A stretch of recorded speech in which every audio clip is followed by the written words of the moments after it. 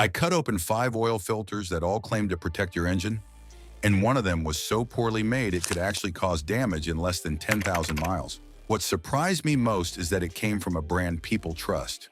From the outside, they all look identical, but once I opened them, what I found inside told a very different story.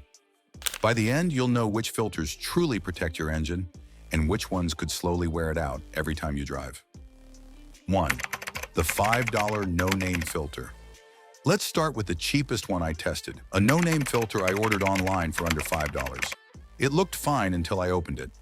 Inside, the filter media was thin and uneven, covering barely half the surface area of a standard filter. The end caps were made of cardboard instead of metal, and the bypass spring barely worked. Lab studies from the Southwest Research Institute have shown that paper-based media like this allows up to 5 times more wear metals to pass through compared to synthetic media. In other words, you're circulating microscopic sandpaper through your engine. According to SAE paper 881825, particles over 25 microns can double wear rates over time. Saving a few dollars here is like skipping a seatbelt to save time. 2. Fram Tough Guard and Purolator. Next came the mid-range filters, the Fram Tough Guard and Purolator 1. These cost around $10 to $15 and felt much sturdier right away.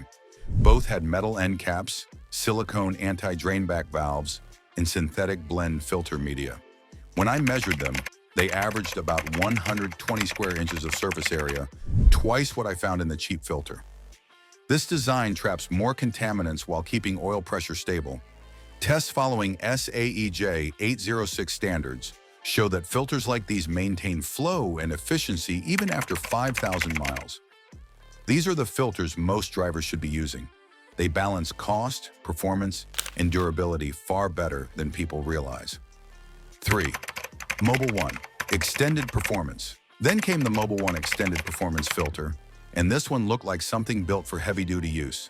The canister walls were thick, the internal spring was solid, and the synthetic media was backed by wire mesh for strength. According to ISO 4548-12 testing, its filtration efficiency is around 99% at 20 microns.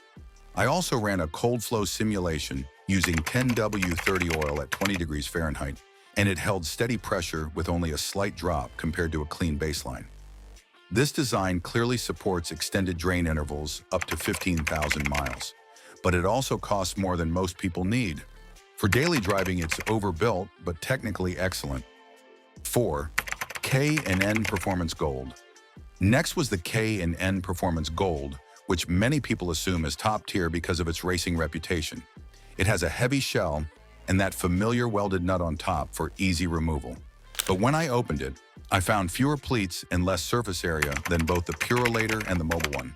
The media was a cellulose synthetic blend, not full synthetic, and its flow test showed a faster rise in restriction after only a few cycles. Independent testing from Oil Filter Study 2022 showed similar results, ranking it below average in long-term flow stability.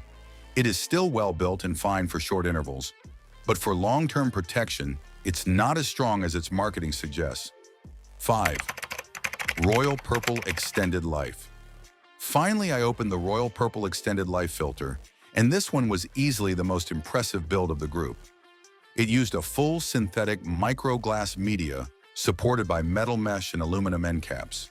The construction quality was outstanding, and its filtration efficiency reached 99% at 15 microns based on ISO 16889 testing. However, during cold flow testing, the restriction was noticeably higher than the Mobil 1 filter. Oil flow resistance increased by about 15% at temperatures below freezing.